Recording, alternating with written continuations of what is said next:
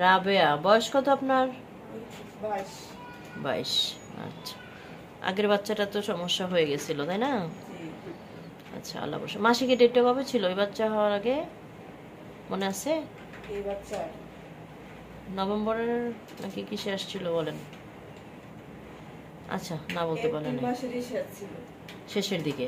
জি আচ্ছা আচ্ছা, এপ্রিল মাসের মনে হয় 17 তারিখ ছিল। ওকে, এপ্রিল না মনে হয় মে মাসে হবে, কারণ এপ্রিলে হলে তো বাচ্চা আরেকটু বড় হয়ে যেত। হ্যাঁ, এখানে যেটা আসছে আপনার 17 তারিখ বা এটা 20 তারিখের দিকে হয়তো আসছে, মে মাসের দিকে। হ্যাঁ, যার জন্য আপনার বাচ্চার বয়স আসছে 9 সপ্তাহ 3 দিন, মানে 2.5 মাসের চেয়ে একটু কম। ঠিক আছে? এমনি সুস্থ আছে না? হ্যাঁ হ্যাঁ হ্যাঁ, সুস্থ আছে।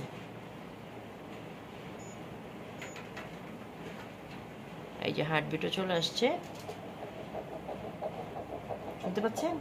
এটা বাচ্চার হার্টবিট।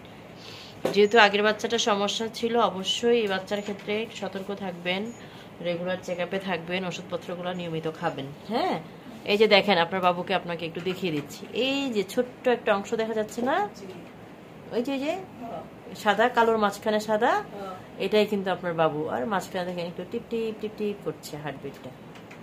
ঠিক আছে? তাহলে আলহামদুলিল্লাহ বাচ্চা ভালো আছে।